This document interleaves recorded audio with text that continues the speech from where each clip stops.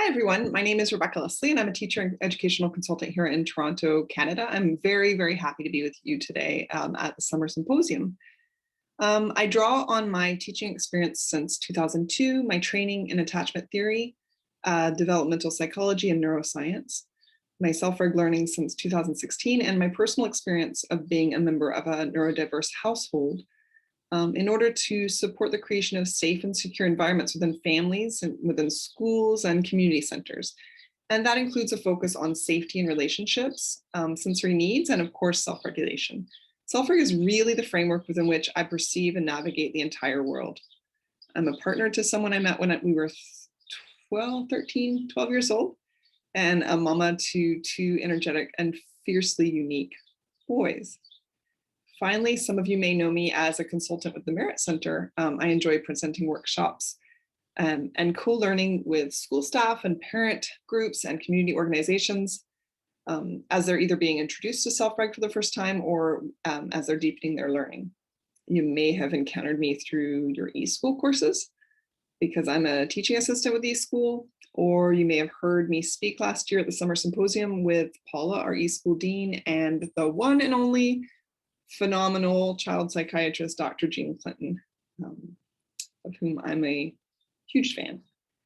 So for many, many people, a typical pre-pandemic day might have included, having your morning coffee, taking a shower, getting dressed, prepping the kids, dropping the kids off at school or daycare, driving to work, having staff meetings, work calls, creating, teaching, then taking your lunch break, your afternoon slump, then your usual afternoon coffee to overcome the usual afternoon slump, and then driving home from work, hoping there's no traffic, trying to remember to not forget to pick up the kids, and then your evening routine. So homework, supper, baths, and bedtime. And often that was a lather, rinse, repeat type of thing.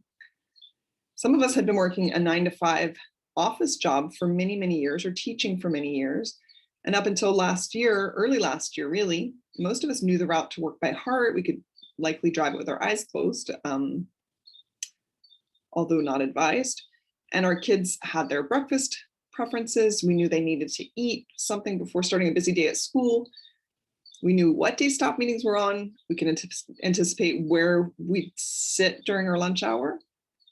Now, my husband and I had the good fortune of working from home prior to the pandemic. So a lot of those routines, they didn't necessarily apply, but we still heavily, either consciously or subconsciously, we still relied on the routines we did have, right? We walked our kids to school. We knew what time our weekly staff check-ins were.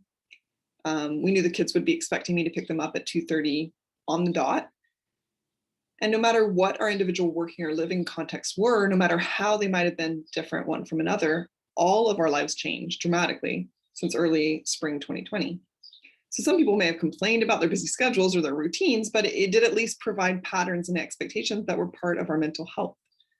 Once we were in the throes of COVID-19, though, lots of people felt completely flooded when they lost those familiar daily activities, those routines, and instead they found those replaced by uncertainty and a lack of structure. Stress levels spiked as communities and as individuals. To varying degrees, we've been tired, we've been confused, sad, lonely, we've accumulated concerns, we've been disconnected, we've reconnected, albeit in different ways. We've been fearful and avoidant and disoriented and just off. I read somewhere that many of us have been experiencing a term I rather like now, actually called cerebral congestion. And we know through self-reg, and more specifically through polyvagal theory, that short-term stress is designed to protect us. But prolonged stress, stressors that carry on for too long or affect us too often, that leads to allostatic overload. So we begin to learn to burn copious amounts of energy trying to manage, and it becomes much harder to recover from that stress. And that can have an impact on our growth and our development. A lack of structure and routine can exacerbate feelings of distress in some people. And we know through the science of self-reg that increased cortisol levels, heightened sympathetic activity paired with decreased parasympathetic activity, it's all a recipe for maintaining this allostatic overload, right? Which ultimately can lead to structural and functional changes in the prefrontal cortex. the amygdala, and the hippocampus. So the brain can save energy with habits, whether they're in the form of routines or rituals or schedules. And in an effort to steer clear of slipping back into that age-old self-control mindset, we'd be aiming to create flexible habits grounded in the questions of why and why now. The prefrontal cortex is involved in figuring out which routines might support us and how to go about putting them into place. All that planning part, right, of the PFC's job. But after enough practice, the brain stores those routines in a deeper region of our brain called the basal ganglia, otherwise known in neuroscience as our habit centers. So in times of great stress, like during this pandemic, we experience heightened stress reactivity and we lose efficient access to those higher brain, higher order functions, all those positive things that are led by the PFC, that prefrontal cortex, right? So that involves language, it involves empathy, reflection, reflective practice, planning, and regulation. So bottom line is that under a lot of stress, we don't have much PFC function to waste. We're already often running on fumes, right? And those executive functions can take a heavy hit. So routines can free up our prefrontal cortex's working space so that we have lots more space and more energy for focusing on new tasks, new challenges, learning, and social engagement. Routines can also leave more time and energy for intentional restorative practice. So when the predictable suddenly became unpredictable last year for my little family and for so many other people, we were aware of something important. When we're faced with new and amplified stressors, our capacity for empathy and kindness is compromised. I didn't want to be constantly worrying. I didn't want to snap at my kids during every transition. I didn't want to have to anticipate every single move for all 4 people in our household at all times. We quickly went into setting up some proactive routines that could help lessen known stressors and which could support a calming rhythm for each of us. We also wanted to make room for restorative practice in light of a pretty quick and drastic increase in stress. So some examples of what our family has done. So my husband suggested right at the beginning of the pandemic lockdown, the first one, my husband suggested a drive every afternoon at 2 p.m. And we proposed this to the boys, saying that it was for our own mental health and that of the boys. And even if there was some uncertainty around this at the beginning, we maintained that we thought that it was a good idea and that we were going to practice it for a little while and see if it helped. We just wanted to get outside in a safe way, and we wanted to continue seeing the world. And so we did. We stayed within the confines of our car, which felt like a safe cocoon. And we got together, all 4 of us, at around 2 o'clock every afternoon, and we would go for a drive. Another thing that we decided to do, we still do up until today, is a weekday walk in the mornings. So around 8-ish, 8 a.m., before school, anywhere between 8 and 8:30, we get up and we go for a walk. And so that is in any weather, in rain, snow, sunshine, the heat like today. And we walk around the neighborhood, and allows us to come together and start our day. It motivates us to get out of bed and get things going. It increases blood flow to our brain and throughout our bodies. And it really sets a great tone to the day. And we even get to talking about it the night before. Now we've done this as an example of how we don't stay rigid with these routines. Is we need the routines to work for us. We don't need to work for those routines. So we have walked, the 4 of us together. We've walked with just me with one of the children and my partner with another child. And we've switched it up based on what our needs are. A ritual that we decided to do during spring break of this year was that every day we'd try out a new cookie place in Toronto. So I very much enjoyed researching, ever a researcher at heart, researching some of the best top Toronto cookies. And so every day, Monday to Friday, we would come together after school and between work chunks, and we would try out a new cookie spot. We'd order, we'd park the car, and we'd try it out. So just the planning of these outings became so calming for me personally, and the actual events were something we quickly all looked forward to, as you can imagine. Once we were allowed to, the boys would head to the skate park every day during the week at around 3:30 after their school day, and they knew that their papa was ready for them, waiting for them, and they would go to the skate park. It allowed for me to have big chunks of working time, And it really was something that the boys looked forward to, and they still do every single day that they're allowed to go. We started to go on weekend hikes to explore Ontario, something that we had done before, but not to the extent with which we've done it since the pandemic started. We go only when it's safe and advisable to go. We keep maxed up to when we need to. And it's just a way to plan out our Saturdays and Sundays where we have something to look forward to. We go out in nature, we spend time outside, and it's just been so grounding for us. And one of my all-time favorites might be that I guess this started in fall of last year when it started getting cooler and we just kind of needed something to look forward to, is that I make hot chocolate for everyone in the family after recess. So it helps with that tricky transition, coming either inside from being outside and playing at recess, or we're big readers in the family, so trying to transition away from putting down the book. We have something to look forward to, a nice treat. And the idea is that when we're under excessive stress, we know that those transitions can be harder, right? So having something to look forward to and not needing to choose what we're doing, but knowing that, oh, we're easily transitioning into an activity. We know that every school day after recess, we have hot chocolate. It's been so nice to look forward to that. And for me personally, it's allowed me to pause in the middle of really, really busy mornings of juggling parenting and working from home.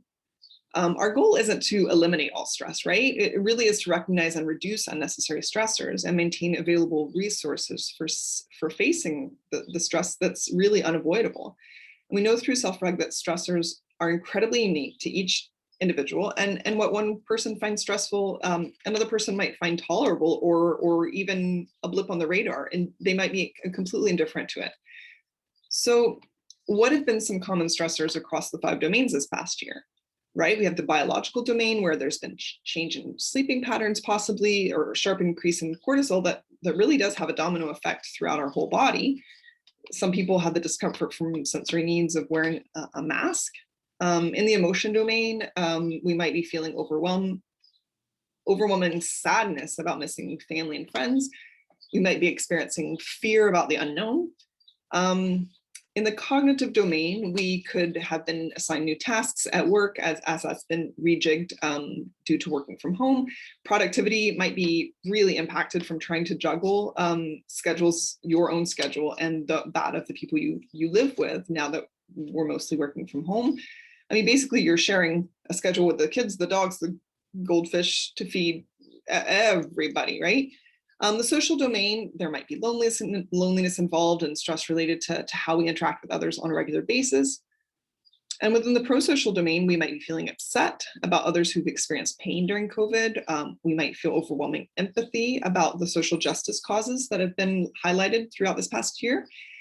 And so how can we recognize and reduce some of those stressors so there's more space for that intentional restorative practice that replenishes our energy, right? So we can look at routines as part of practice 3 in Self-Reg.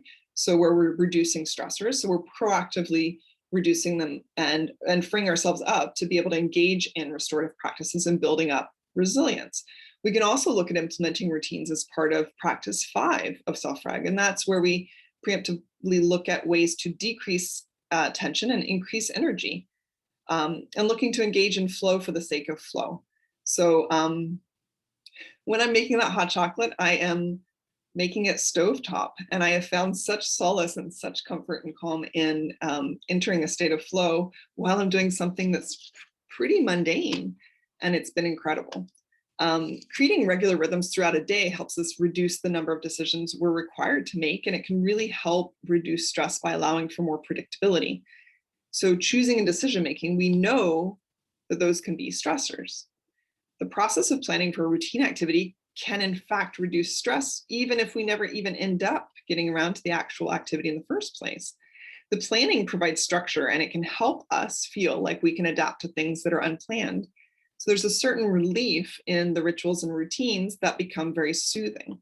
Our brain is required to work hard for every decision we end up making, even the ones that we just consider.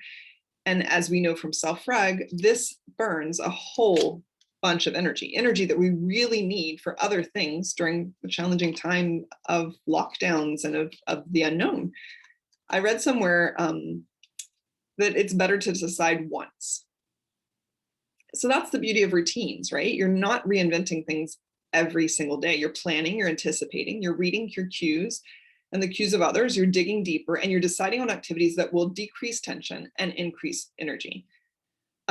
Researchers at Tel Aviv University in 2011 concluded that humans and animals alike benefit from ritualistic behavior. And that was in an attempt to induce calm and manage stress. So specifically stress caused by unpredictability and uncontrollability. So routines and rituals were serving to focus our attention, gently lead our actions, helping us feel we've accomplished something. And it's that idea of completion, completing a task, and that dopamine hit that we receive from finishing something, and ultimately reduces our anxiety. So within the framework of self-reg, we're looking at constantly asking why and why now. So when we begin to notice times of day when we might feel the most depleted, paying attention to where we're at on the Thayer matrix, we can proactively structure our days and our weeks to make the most of our energy ebb and flow. Equally, routines don't need to be rigid, right? Actually, keeping to routines in a rigid way, again, just feeds into a self-control mindset. We want to remain aware of our energy and tension and tweak activities and breaks in actual living moments. This can be done by flexibly opting for a walk or maybe taking a nap, which I would love to do. Maybe having a snack or connecting with someone who's not your partner or your child or your coworker. Now, we don't want to add additional stress during tough times if we become entrenched in a pattern and can't seem to deviate from our plans. So now I reached out to some of my friends and family and even some people via social media to ask them what routines and rituals had felt grounding to them during this past year. Which ones really served to support them during moments of high stress? And as you'll see, some of these responses are related more to practice number 3 of self-reg, and some are more related to practice number 5 of self-reg, restorative activities. And as we know, all the self-reg steps are interconnected. We don't start somewhere and end somewhere. It's all interrelated. So the important thing to remember is that we're honoring our individual differences and we're paying attention to our energy and tension and proactively looking for moments to engage in restorative practice. So I'll share a few of those with you now. Saying a morning and evening affirmation. Having parking lot picnics. So that was a mom and a daughter who would order McDonald's and eat it in the back of their car in the parking lot. Knitting in the evenings after my daughter goes to bed. Reading before my own bedtime. Big breakfasts on the weekends. 30 minutes dad and daughter playtime before bath time. Using the Headspace app every morning. Reading my book in the bath every few nights. Little rituals like reading a book in the morning while sipping my coffee. I've made an outing of grocery shopping. I've been going with a friend once a week. I got more plants for inside the house, and caring for them as a routine helps me focus on something different. Watching them grow and flower makes me happy. Since everyone's home together all the time, the house gets messy. We now only clean on Saturdays, all together for an hour and a half. We pick up every day and just let the rest go. I've enjoyed being in my house so much more just knowing that there's a cleanup plan for Saturday. Our family welcomes the weekend with Friday night game night while blasting karaoke music. Now I'm trying to make the bed every single morning. I listen to Spotify playlist while I clean the house. I get up early before the kids wake up so I can have coffee with my husband. I'm reading much more in the mornings, something I've never had as a routine until quarantine slowed me down. As a family, we've gone skiing most weekends during the winter. Our family has taken up archery as a new sport. Wow. We plan our practices together. And finally, the rituals of caring for our new vegetable garden has literally kept me grounded. So thanks very much for spending some time with me today, and enjoy the rest of the summer symposium. I wish you all well.